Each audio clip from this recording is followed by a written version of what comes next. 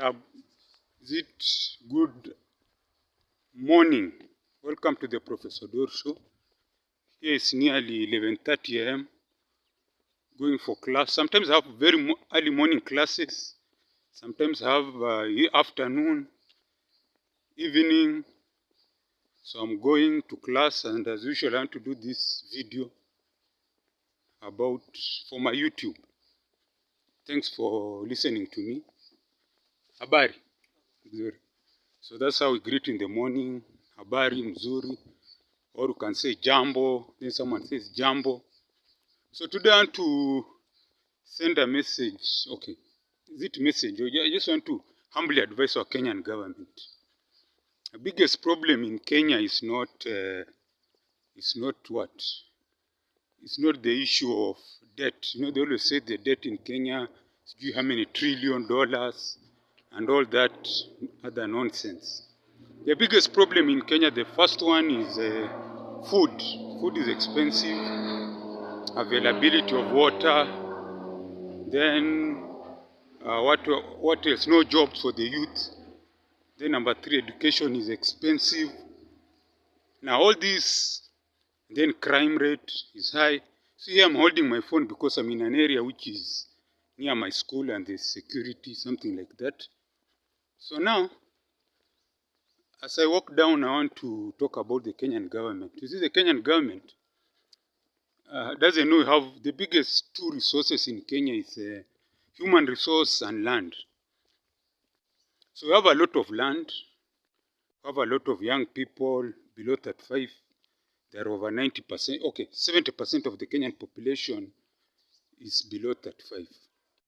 Then the other 30% are my age, that is 35 and above, or 40s, 50s, and it goes down and down. So now me was thinking, if our human resource is we have human resource, we have land, why don't we integrate do rain harvesting? We can start with the Nairobi, El Nino is coming, there will be flooding. Why don't they integrate the drainage system in Kenya? Then they collect this water.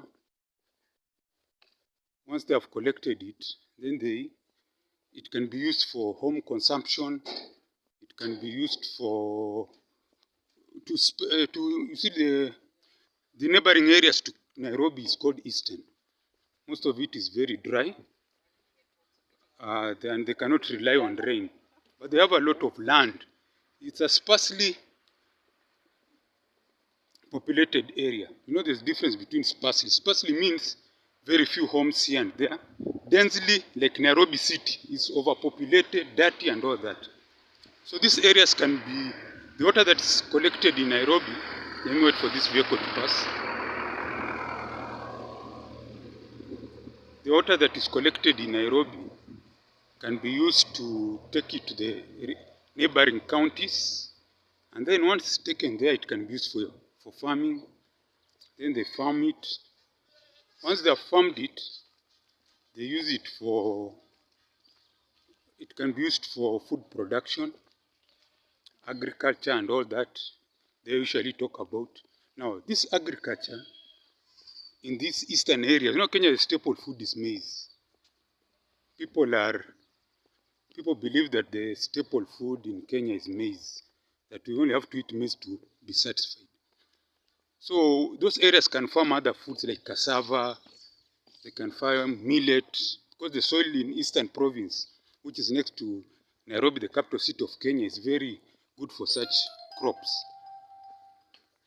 Then, like during the last election, the opponents of the current government had suggested, I don't want to name them, the ones who lost the election to the current government, had come up with the concept of that each county has one product. Like, for example, if it's from where Busia County, they grow cotton.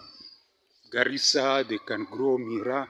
So each county was supposed to have one product, and then they do value addition to create jobs for the youth. But now, this government is just all over. They think foreigners can come and invest, but that doesn't change the because of things, because from where I sit, for you to be able to create jobs in Kenya, you need land, agriculture. So agriculture is something that is very important. Then value addition, factories, I don't know, that's what they say. They'll tell us value addition, factories, industries. That's what creates jobs. But this thing of going abroad and borrowing money, then you have someone comes and sets a fake company here, does not make sense. And that's why you find that when they call for a job, there was this job about security. They wanted 10 officers. Here you have guards. They call them watchmen. So they had done this job. It's called what? Job advertisement for 10 people.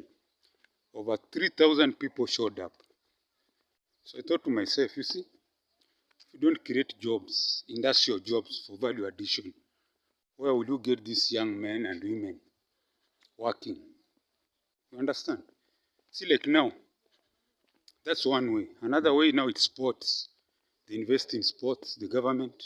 This is the advice to the Ruto government. They invest in sports. They invest in culture, arts. You see, because YouTube now is the easiest way to make money. You just need 1,000 subscribers and you make money.